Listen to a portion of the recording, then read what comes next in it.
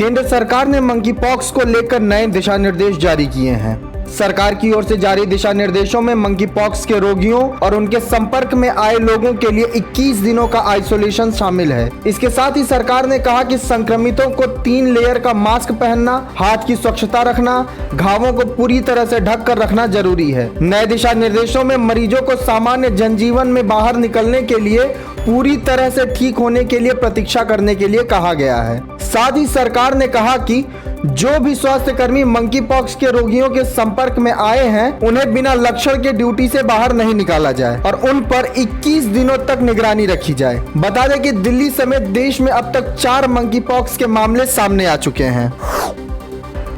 रक्षा मंत्री राजनाथ सिंह ने दिल्ली में दूसरे military ammunition conference ammo India को संबोधित किया। इस दौरान रक्षा मंत्री ने 2019 में हुए बालाकोट एयर स्ट्राइक का जिक्र किया। रक्षा मंत्री ने कहा कि इस एयर स्ट्राइक में आतंकी ठिकाने पर सटीक हमला स्मार्ट प्रिसिशन एम्यूनिशन से किया गया था, जिससे केवल सैन्य ठिकानों को ही निशाना बनाया जाता है और आसपास के सिविल संस्थानों को कोई नुकसान नहीं पहुंचता। इस दौरान रक्षा मंत्री ने कहा कि दुश्मन देश की सेना से युद्ध होता है, उनके आम नागरिकों से नहीं। इसलिए देश में प्रिसिशन गोला बारूद यानी सटीक निर्देशित गोला बारूद की बेहद आवश्यकता है। बता दें कि हाल ही में रक्षा मंत्री ने कहा था कि पीओके हिंदुस्तान का हिस्सा है और इस देश का हिस्सा बना रहेगा। प्रवर्तन निदेशालय ने धन शोधन मामले में गिरफ्तार दिल्ली के मंत्री सत्येंद्र जैन एवं अन्य के खिलाफ आरोप पत्र दाखिल किया। ईडी ने आरोप लगाया कि सत्येंद्र जैन के पास आय से अधिक संपत्ति है। अदालत ने अभियोजन की शिकायत को स्वीकार कर लिया है। बता दें कि ईडी ने सत्येंद्र जैन को 30 मई को पीएमएलए की धारा 19 के तहत गिरफ्तार किया था।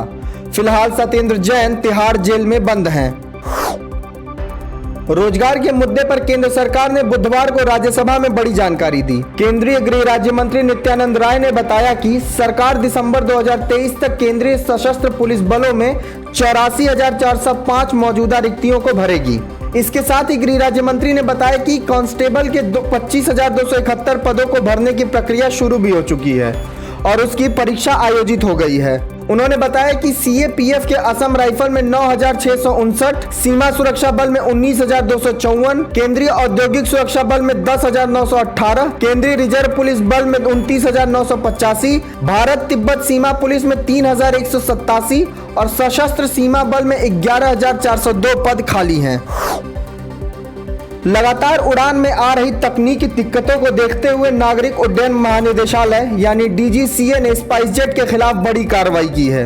डीजीसीए ने स्पाइसजेट की उड़ानों की संख्या को आधा कर दिया। विमानन नियामक ने स्पाइसजेट को 8 सप्ताह के लिए अपनी उड़ानों में से केवल 50% उड़ान भरने का आदेश दिया है। डीजीसीए ने स्पाइसजेट की ओर से कारण बताओ नोटिस के जवाब के मद्देनजर यह कार्रवाई की है। केंद्रीय कैबिनेट ने सरकारी दूरसंचार कंपनी बीएसएनएल के पुनरुद्धार के लिए 1.64 लाख करोड़ रुपए के पैकेज को मंजूरी दी। केंद्रीय मंत्री अश्विनी वैष्णव ने बताया कि सरकार बीएसएनएल को 4G सेवाओं के विस्तार में मदद के लिए स्पेक्ट्रम का आवंटन करेगी। 33,000 करोड़ रुपए की वैधानिक बकाया राशि को इक्विटी में बदला जाएगा। समाचार एजेंसी पीटीआई के अनुसार 33,000 करोड़ रुपए के बैंक ऋण को चुकाने के लिए बीएसएनएल सॉवरेन बॉन्ड जारी करेगा। ओलंपिक पदक विजेता बैडमिंटन खिलाड़ी पीवी सिंधु को राष्ट्रमंडल खेलों में बड़ी जिम्मेदारी मिली है। 2 बार की ओलंपिक पदक विजेता पीवी सिंधु राष्ट्रमंडल खेल के उद्घाटन समारोह के लिए भारतीय दल की ध्वजवाहक रहेंगी। भारतीय ओलंपिक संघ के एक अधिकारी ने इस संबंध में जानकारी दी है। बता दें कि पीवी सिंधु को लगातार यह दूसरी बार जिम्मेदारी मिली है। इससे पहले ओलंपिक गोल्ड मेडल विजेता नीरज चोपड़ा राष्ट्रमंडल खेलों में भारतीय दल के ध्वजवाहक थे। चोट के कारण उनके बाहर होने के बाद पीवी सिंधु को यह जिम्मेदारी दी गई है। कर्नाटक में पकड़े गए 2 आतंकियों अख्तर हुसैन लश्कर और जुबा से लगातार पूछताछ जारी है। जांच एजेंसियों की पूछताछ में दोनों आतंकियों ने कई हैरान कर देने वाली जानकारियां दी हैं। दोनों आतंकियों ने बताया कि वे अलकायदा में शामिल होकर आत्मघाती हमलावर के रूप में कार्रवाई करना चाहते थे। वे भारत में हिंदुओं पर हमले कर उनसे उन्हें नुकसान पहुंचाना चाहते थे। बता दें कि शुरुआती जांच में मिले साक्ष्यों के आधार पर मामले की आगे की जांच एनआईए करेगी। बंगाल में एसएससी शिक्षक भर्ती घोटाले को लेकर मचे घमासान के बीच भाजपा नेता मिथुन चक्रवर्ती ने टीएमसी विधायकों को लेकर बड़ा दावा किया है।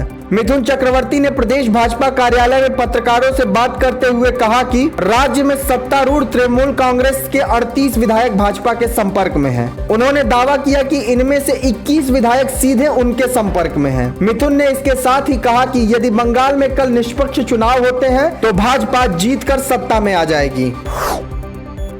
अफगानिस्तान की राजधानी काबुल एक बार फिर धमाके से दहल गई। बुधवार को काबुल के करता परवान गुरुद्वारे के पास बम धमाका हुआ। फिलहाल इस हमले में किसी के हताहत होने की खबर नहीं है। बता दें कि 1 महीने पहले इसी पवित्र स्थान पर IS के आतंकियों ने हमला किया था, जिसमें कई लोग मारे गए थे।